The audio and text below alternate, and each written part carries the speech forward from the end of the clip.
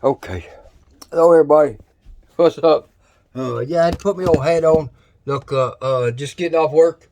Uh, yeah, it's about 7:30, get close to 8 o'clock. But, and I wasn't gonna, hold on, I gotta wash my hands, y'all. I'm sorry. Uh, uh, I wasn't gonna make no videos tonight. I think that's when you might need to make one. Share with, some more. I'm sorry, y'all. Share more with about what's going on when I think I don't need to do something. Because see, like before, I'd make a lot of bad decisions, and I always had the right answer, and I always thought, do something when I needed to, but when you run on making wrong decisions most of your life, making wrong decisions, you learn that whenever you really something's really telling you, you don't want to do something, that's probably what you need to do. And when something tells you that you really need to do this, you probably don't need to do it. And that's one of the things about addiction. And why I was in my addiction so much, if I would have took and went against all the things that was said like that to me, like if I thought I should have gone right, I should go left.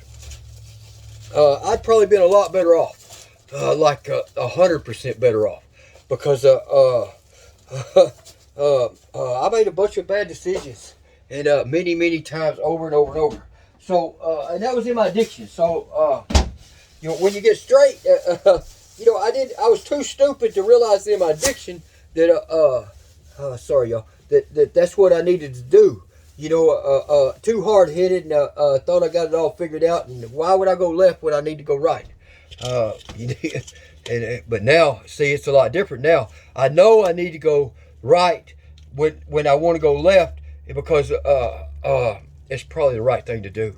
It's probably the right thing to do. It's probably the right answer, and I'm probably not gonna get as much trouble. See, there's a big thing. I'm probably not gonna get in as much trouble if I go right and I want to go left. So right now it's the same way, and that's about this video. I kind of wore out, and it's kind of late, and I'm just now trying to cook me something. Y'all know I like to talk when I cook, so that's a big thing. But y'all, I really wasn't gonna make one. I thought I just because my water froze up last night. My water froze up because y'all gonna like this right here. I would spend $200 on a hose that stays warm and stays insulated and everything, and it to keep my water from freezing. Right? Pay $200 for this hose. Yeah, serious, $200. Uh, uh, and you know what, y'all? Y'all gonna like this. Uh, I plugged it up. We spent $25 on a heavy duty hose to hook it up outside. That way the hose don't the wire don't get wet or get moisture in it and all that other stuff, all that good stuff like that. You tell. Look at and plugged it all up. And y'all I thought it was in good shape, right? $200 hose, it better not freeze, right? That's what you'd say. I mean, that's what I'd say. $200 is a lot, especially for a water hose that's 25 foot. I mean, woo. Okay. Anyway, yeah, and once you plug everything up, let me tell y'all. I'm just gonna share with y'all how. Man, I don't even know the word for it. Right word for it. But check this out. When you plug this hose up, you plug it in the outlet out there like your electricity, you plug it in and everything like that. Let me tell you, it just don't work when you plug it in. There's a breaker switch right up above it that you got to flip and turn on. And it turns the power on to that plug you just plugged it into. Look, duh. I didn't flip the breaker on. And needless to say, my water froze this morning. Everything was froze. Didn't get to poop. Didn't get to shower. Didn't get nothing before work. I didn't get no coffee. You hear me? Didn't get no coffee. I didn't have no water. Couldn't get no water to get coffee. And I ain't got no bottle. I got plenty of bottled water at work. But look, I ain't got no bottled water here to make a coffee with. And y'all, look, I don't know how y'all feel in the morning. But look, man, I went out at 22 degrees outside, and no coffee, no nothing, and my water's frozen. Look, and y'all, at this point, a lot of folks would say, man, I'm having a bad day. It's going to be a bad day. But to me, it was just, man, I went to praying. See, I went to pray about it. Asking God for help. Look, I need you, God. I really need you right here because it's all my fault, all my fault, all my fault. You know, at the Catholic Church, you say, you say these prayers in there, you repeat these prayers, and that's one of the big things about a prayer to the Catholic Church is saying we're asking God for forgiveness for our sins because it's all my fault. I'm the problem, and it's all my fault. Through my fault and through my fault. And look at that. Look, I knew this out there. I knew it out there when it's all my fault. I did it. You see, I done it, and I suffered. I had to suffer. See, that's when I make bad decisions. This is something I've also learned. When I make all the bad decisions, I suffer for them. My fault. I suffer. See, I'm the problem, and I suffer from it. All right, y'all. Enough about. I just want to share that with what y'all think y'all get clean and everything gets really hunky dory and everything's good and everything's going to go just perfect in your life and all that. Look, there's still, we're still man of flesh this week. We might have God in us and everything, but he just don't tell us. He may have told me, and I just got too much going on to listen. That look, stupid. You got to turn. And I'm sorry, I've been calling myself stupid about stupid things, and I should need to stop that because I'm not stupid. I just, it just seems, and I think that's like you're convincing yourself that you are stupid, and I'm sorry for saying that, and I think that's a bad thing because you say it enough to yourself, and you get to believe in it. And I say that about something. Let me turn this on here. Like y'all might be able to see me. Because look, I'm hiding and everything. Look, and I guess the Spirit's going to use that right there as a word for, if you let somebody convince you that you're stupid, addict, not an addict,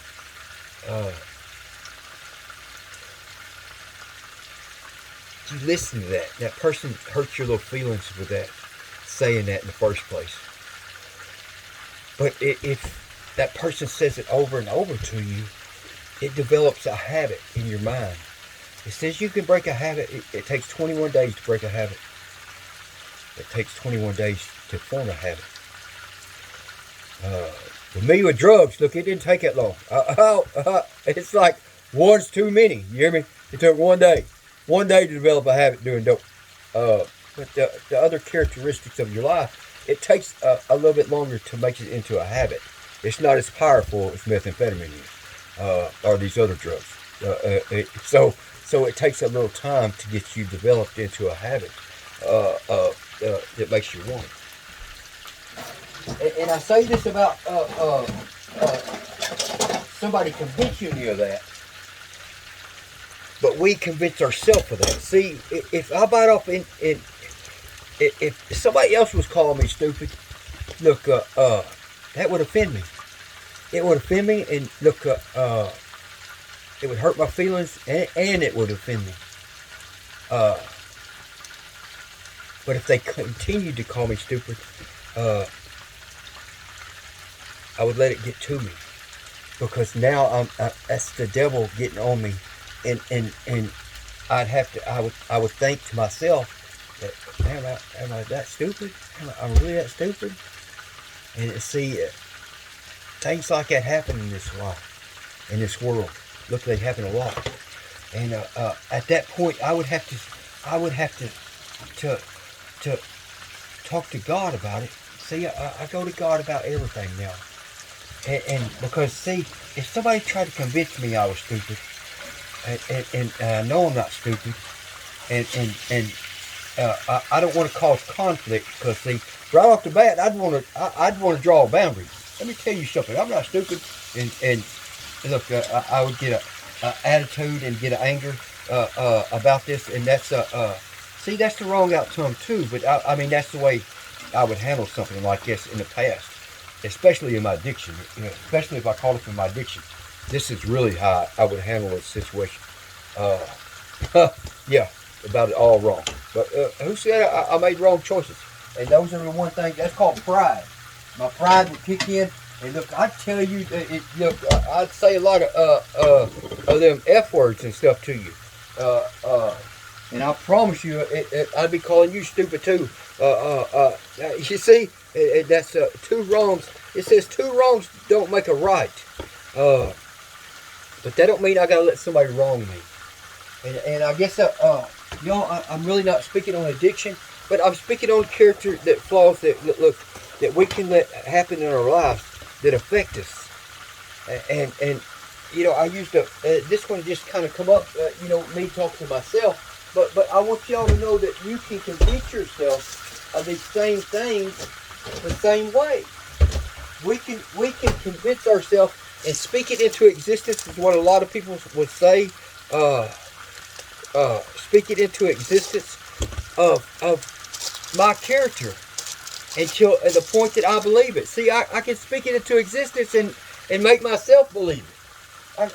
And see, that's where I become my worst enemy. Because see, I tell myself this, and then I'm speaking things into existence, and I get all this stuff that's caught up on me that I've spoken to existence. I'm not going to let somebody else do it. You hear me? Because look, we're going to fight. I'm going to have some choice words, and y'all hadn't fought in a long time, and I ain't got mad about nothing in a very long time. And I want you to know I'm proud of myself for that. But let me tell you, that old self, that my pride level's way up there. Look, way up there. And if you say something negative to me like that, I just soon hit you in the mouth and let you talk to me like that. I ain't saying that's the right thing, and because it's not. But that's just the way I dealt with things. Right, straight on, and I'm not going to let you talk about me. I'm not going to let. Now I may talk about myself, and I'm okay with that. And you can repeat me talking about myself, but you're not going to talk about me. And a lot of people do. So don't give it. Don't I understand that a lot of people do, and a lot of people don't believe in me. And a lot of people. But see, those people don't matter. What matters is what I'm telling myself and what I believe myself. And see, that I can get down on myself, and I can get myself so down that talk about getting off the drugs and getting but that's why I need them. I need them because I'm stupid. I need them because I make bad choices. I need them because nobody loves me. I need them because see, I can come up with all these reasons I need them. You see, and that's just stuff that I worked up myself. You see, and that's what we go through. We go through all things like that. We go through all the things like that we're our worst enemy. When I say I'm the problem, y'all, I am the problem. See, so that's why I gotta learn. I gotta see that I'm the problem, and I gotta see what I'm doing to myself. My pride let me up so high that I'm not gonna let somebody else do me that way, but I'll let me do me that way. You see, how messed up is that? See, I told you my thinking is warped, and I told you it until I learned to talk to God about all this stuff and just trust in Him and look, Lord, I need your help. Look, and the peace that He gave me, I'm not so caught up that I let all these things. See, when we're caught up and we're going real fast on this in this addiction and everything. Look, we're going through all these motions and we never realize it. We think we're on top of the world. We can see everything. We don't miss nothing, and all this other stuff going on and all. But we're the problem to ourselves. Now I may see everything else everybody else does, but I ain't watching me do me. See, and that's a bad characteristic of this addiction. And see, I'm watching everybody else do everything, and my pride's so high, I'm not letting you do nothing to me. I'm not letting you say nothing about me. I'm not letting you treat me bad. But look how bad I'm treating myself. Look how bad I'm talking about myself. See, and this is just characteristics of this addiction, but it's characteristics of the devil. The devil wants me to keep treating myself bad. The devil wants me to keep talking to myself bad. See, the devil wants to take any little step, any little foothold, and don't think I give the devil too much credit. Look, because he's cunning, baffling, and powerful. That's what they say about this addiction. But look, the addiction is him. In my eyes, that's the way I feel.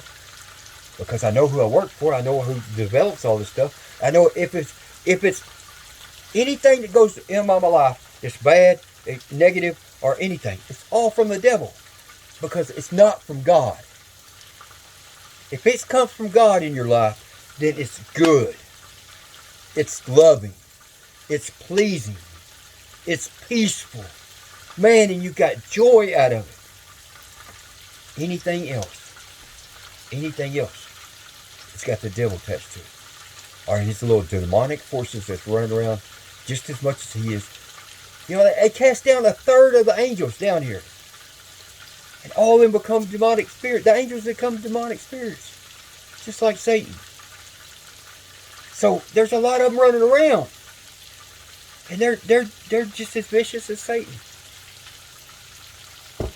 So what I'm getting at, y'all, is this, that we have to see the things that's happening with us. You see, so when I get straight, and I quit getting high, man, I need to focus on me, really, on what's inside of me, and how do I get these things that's going on in my head, how do I start battling them? How do I start contradicting the things that's telling me in the head, the voices in my head, my thoughts, my actions? Look, how do I change that? See, if I was doing it when I was high, then that means it's a characteristic of getting high. So when I start working for God, when I quit getting high, I don't need to keep these characteristics that's in me that I developed while getting high. So I have to take a look at myself where I'm taking and getting rid of those bad things.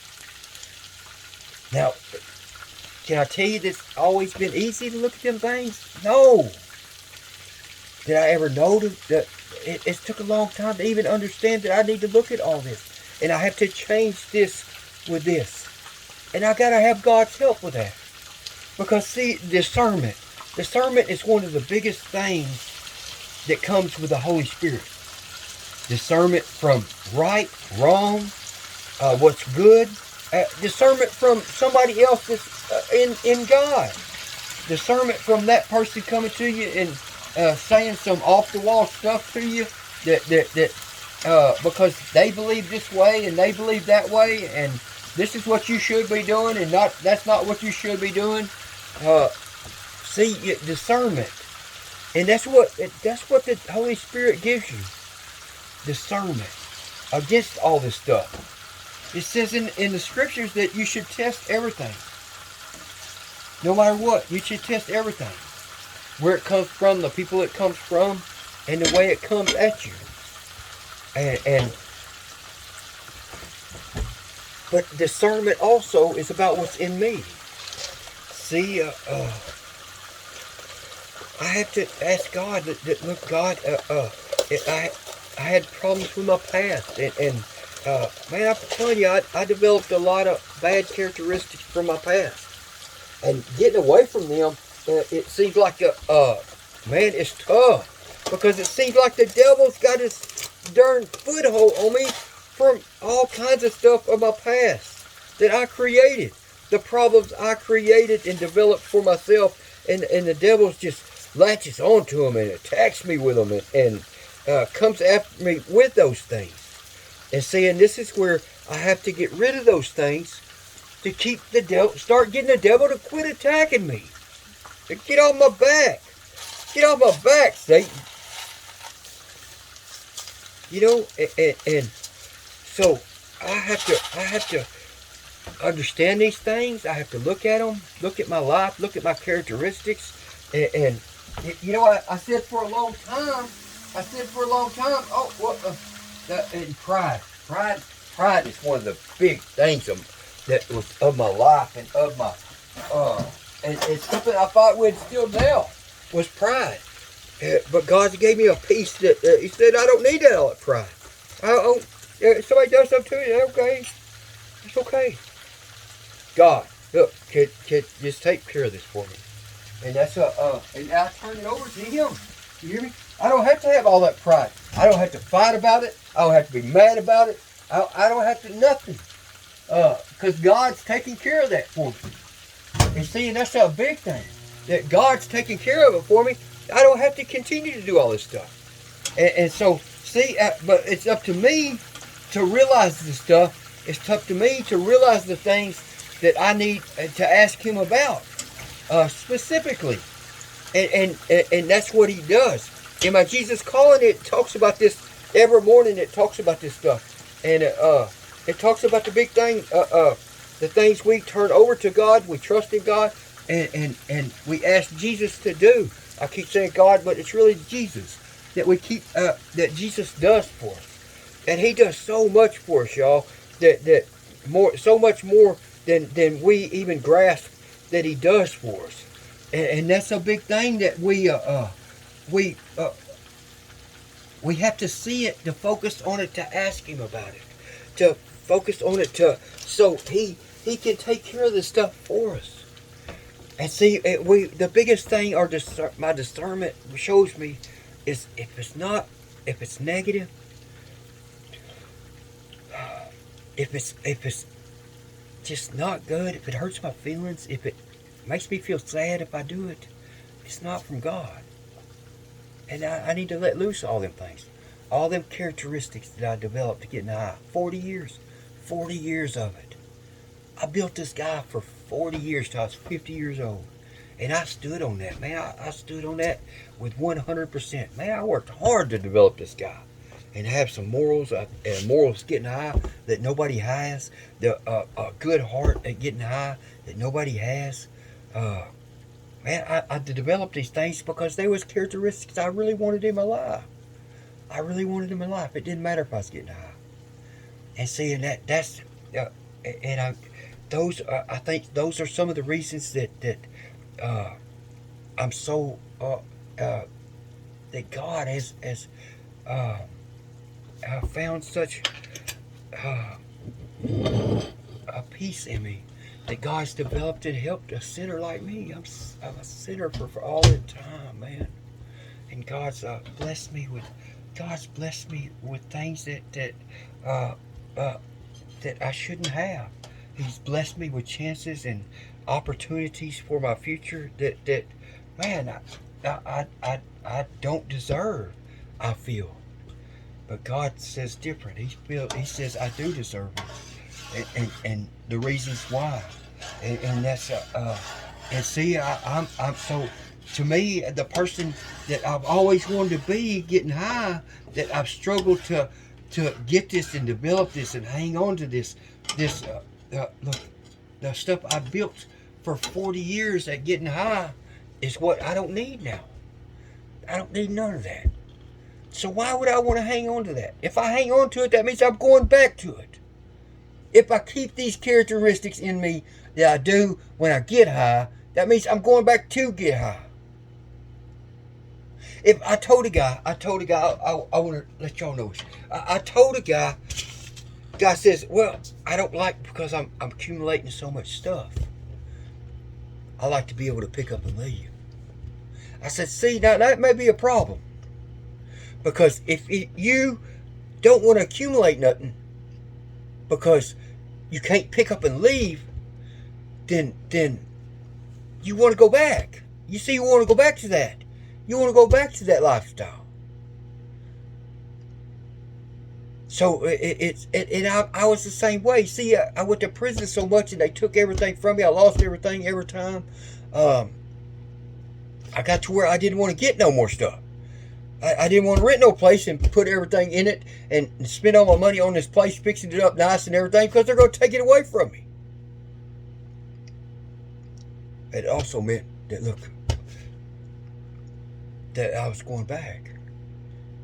You see, those characteristics that we develop in us are so key to our staying off the drug, to not getting high, to not going back.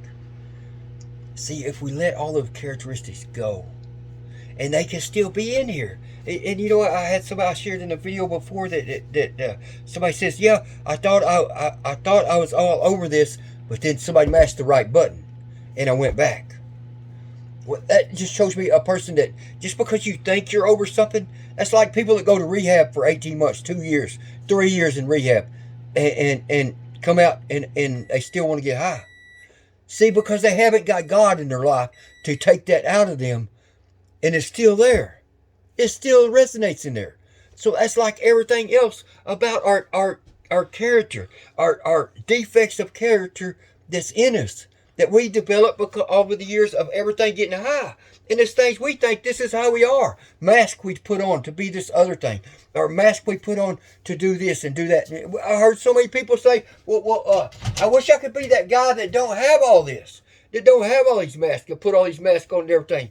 Well, you got to take them off. My counselor, I had to go to therapy for a little while because I just had to at this point. About 18 months, and my therapist said, I listened to everything she said, even though if I didn't agree with a lot of it, and I didn't realize a lot of it, and I didn't probably do a lot of it, but I listened to everything she had to say. And she says, like, our life is like an onion getting high. You got a little center, and all them layers that's on an onion. All them layers that's on an onion. It says, whenever you stop getting high, you have to peel them off one by one until you get to that core. And when you get to that core, like that little part inside the onion, that's when you can start rebuilding. Because you're down there to the basics of who you really are and what you really want in the future, what you really desire for the future. And that makes a lot of sense today. I probably didn't want to hear it then. I probably didn't like it then. A lot of things I could say about it probably then. But today I sit back and I'm using this analogy. I probably didn't say it right, but because it's a true fact, a true statement. And so y'all, my supper's about ready, and y'all,